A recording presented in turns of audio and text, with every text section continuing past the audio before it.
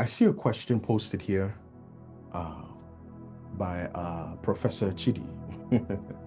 Welcome, sir. It's good to see you.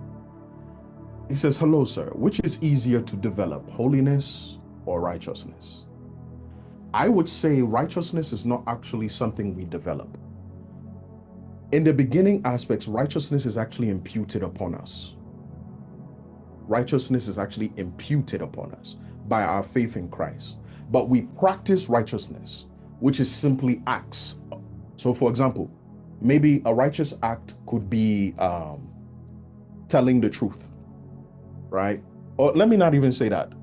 A righteous act could be maybe helping somebody who is in need. It's a righteous act.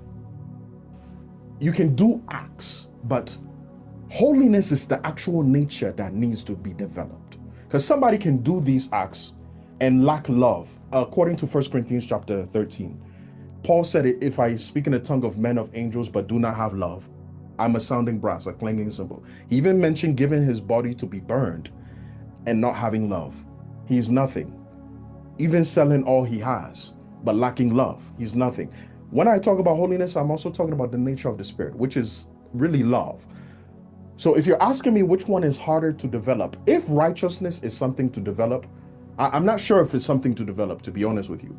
But I would say ultimately, even if you do practice righteousness, what you're supposed to develop is the holiness, which is the more of the nature of the Spirit. So if I'm to answer your question directly, I would say holiness is the one that's more difficult because it takes you to deny your natural ways. Like I can give to a poor man, but it may not challenge my ego.